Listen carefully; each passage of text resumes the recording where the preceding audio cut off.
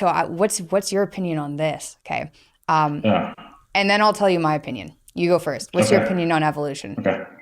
Okay. So here's my thinking. So and this is a complex thing, and I'm not too far into it because I don't see it as really a stumbling block for a lot of people today. A lot of the younger generations, they don't really care if evolution is true or not in order to believe in God. So that's why I don't spend a ton of time focusing on it.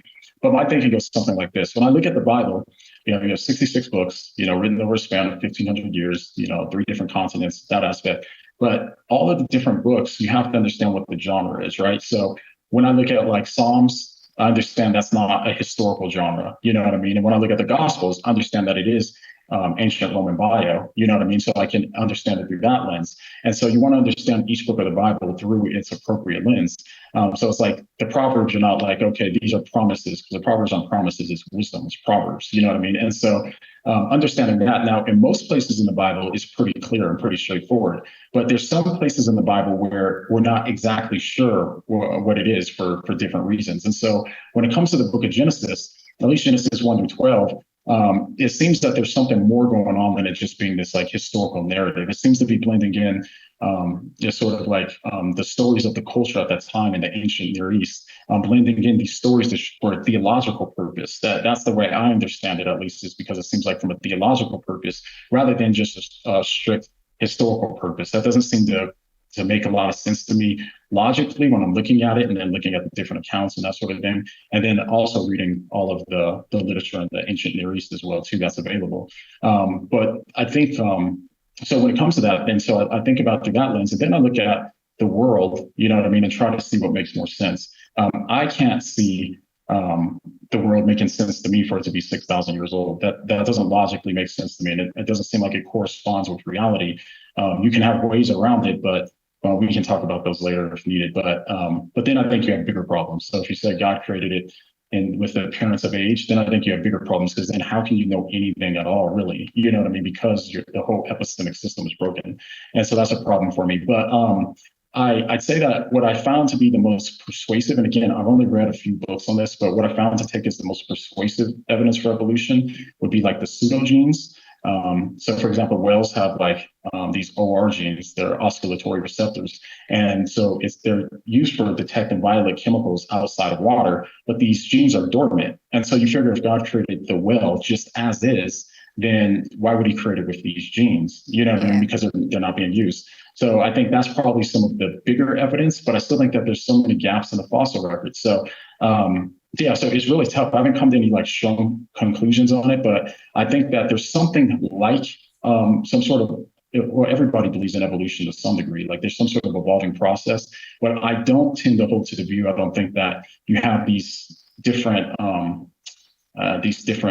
kinds of animals. I hate using that term, but so these different kinds of animals turning into other kinds of animals. So like the distinction I make with like macroevolution, that doesn't seem as plausible to me. But there is some sort of thing going on where you have these creatures that are like that have clearly shown some sort of evolution from being land animals, water animals, so on. So there's clearly some sort of evolution going on. I just don't think that it's that one blanket term of like everything comes from a single common, can't remember the term they use for it, but just like one like an amoeba Ancestry. or something like that. Yeah, there you Yeah. go, common ancestor.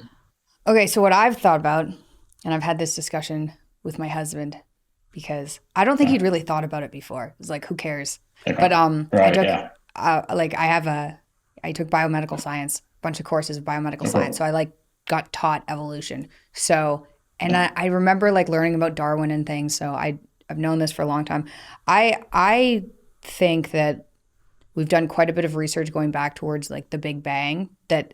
scientifically I believe what the scientific community is saying. I think that lines up with the Bible. I just don't think the day Yeah. period is right. So when it's like, oh, Yeah. God created the world in 7 days, it's like I don't necessarily think that one of those days for God is the same as one of these 24-hour days for us. Yeah. That's Agreed. like the most logical explanation to try and Yeah. line up both of those things because otherwise I can see why people say that they don't line up. But I think, Yeah. yeah, one of the things that like dissuaded me from Christianity or made me look at Christians like they didn't know what they were talking about was like I put them in the same category as like flat earthers. I just, as a Yeah. kid, for whatever Yeah. reason, and I don't know if that's because I was in like, I just wasn't around Christian people at all, but I just put them in Yeah. the, or I was watching too much Simpsons. Like, I'm not sure what it was, Yeah. but Yeah. yeah. That, I mean, I think so too, because I mean, and it's always tough because it's like I respect people who really take the Bible seriously, you know what I mean? And we should take the Bible seriously too. But sometimes it's like they don't take it seriously enough, where they kind of do the interpretive analysis with a lot of stuff. Because, like you even said too, with the day theory too, with like yom is the word for day, and then you have these different, you have the word appearing, later on in the Old Testament too, referring to different periods of time. Then also, the scripture, a day Wait, is say like a that thousand years again. to God. So Yeah, so there's yeah, say that again. Sorry. oh no, you're fine. So yeah, so the word for day in the Old Testament is yom, I believe, Yeah. if my memory serves me right. It's been a while since I looked at this stuff. But I know you have later on in the Old Testament too, you have this word used, and it's not referring to just a single linear day. Oh, And there's also that's aspects of interesting. Okay, yeah, cool. yeah. And so because of that, yeah, then so it does allow for different interpretations of that passage. But I think too, comes down to that genre. And because we're not super aware of what that genre is, I think that we should be open-minded to say, how should we interpret this? But the way I look at it is that everything is theological at its core. So what is the theological point that we get from it? And then how does that apply to the rest of the Bible, the story of the Bible, and also to our personal lives as well?